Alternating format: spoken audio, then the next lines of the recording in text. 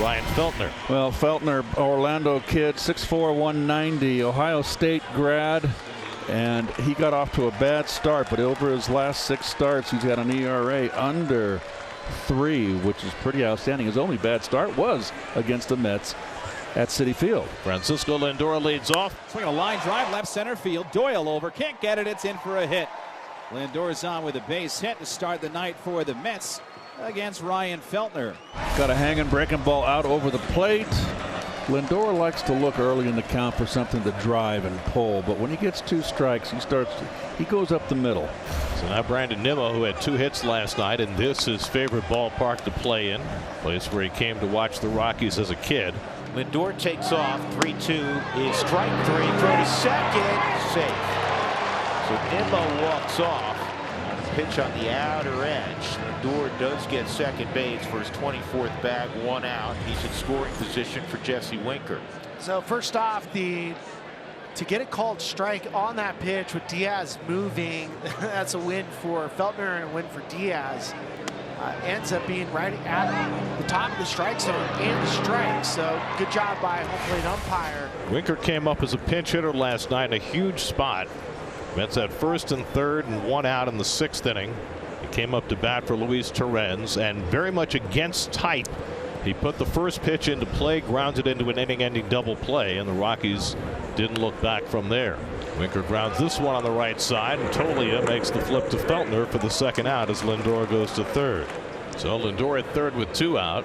The all-star first baseman with 23 homers on the year. He's knocked in 59. That's 3rd on the team, and runs batted in behind Nimmo and Lindor. Alonso rips one to left field. Cave coming in, can't get it. Dunks in for a hit, and the Mets take the lead. Lindor scores from 3rd, and Pete Alonso drives a single to left to make it 1-0 Mets in the top of the 1st. 2 outs, 2 strikes. Alonso gets it done. For Pete, his 60th RBI. And when you have Lindor setting the table like that, single, stolen base, which he has done so well in his career, and then getting over on the Winker ground ball, Alonso makes it hurt. Here's the hottest Met. He didn't play yesterday, Jeff McNeil. Alonso breaks for second. Pitch taken for a strike. Throw down is not in time. Alonso head first into second with a stolen base. His 3rd of the year, and that certainly took everybody by surprise. Well, the numbers tell you that Feltner can be run on, and the Mets are doing that. Yeah, he didn't even look at Pete. Pete got a walking lead. Pitch to McNeil. This one is playable on the pop-up. On the infield, it's Brendan Rodgers. Makes the grab to retire the side. Mets take the lead 1-0 as the Rockies come to bat. Here's Paul Blackburn, and you made a point. A long-time Oakland A was traded right at the trade deadline. This guy can pitch from Chandler, Arizona. His repertoire is not different than what we described last night with Luis Severino. He just doesn't have the top-end velocity that Severino possesses. Interestingly, the Rockies have a pitcher, Noah Davis, up in the bullpen.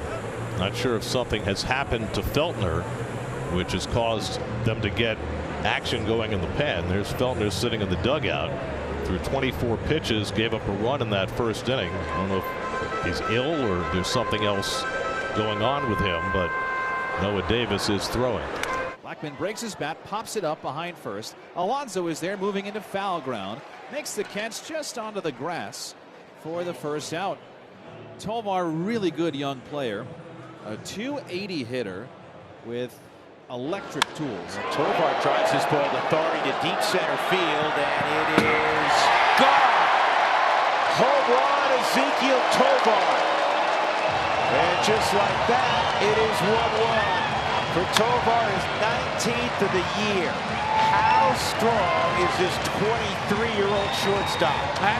He's stronger now because he's a year older.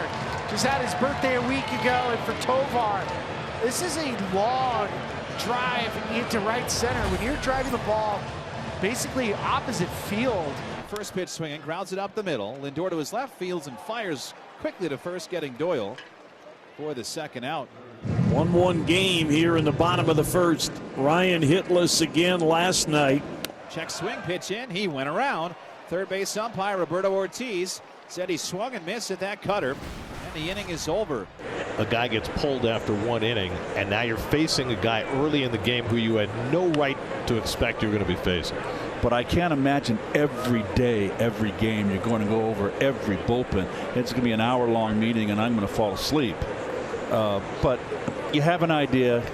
If you haven't faced him, it's like anything else. You go up there and experience it. I mean, the thing about it is, normally, when you're facing the long man in the second inning, it's because you have a big lead. Right?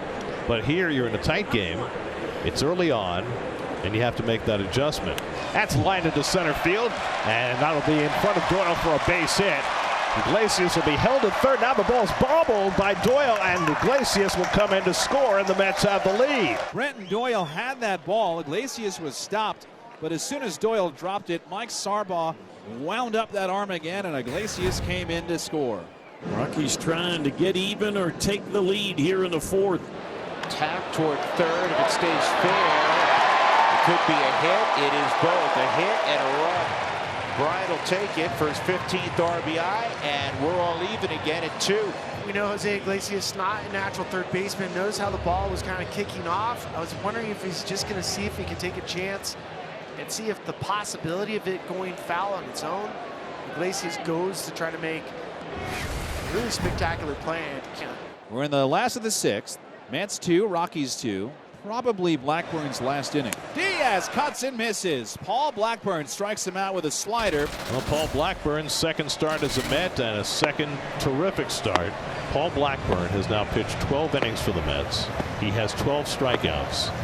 Exactly 1 strikeout in every inning he's pitched. Oh, really? Yeah. Oh, so it's okay.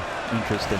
So after the triple by Alvarez, Vodnik walks back-to-back hitters, the 8 and 9 hitters, and they get Francisco Lindor to the plate. This is really the best chance for the Mets in forever. First pitch swinging, he lines to the left field, a base hit. In is Bader. Here comes Gamble around third. He will score. Francisco Lindor goes the other way, drives in 2, and the Mets lead it 4-2 in the 9th. And Edwin Diaz continues to warm up. He will have the bottom of the 9th. Now Winker has a chance to add on here. A 1-1 to Winker, laced to left center field, base hit.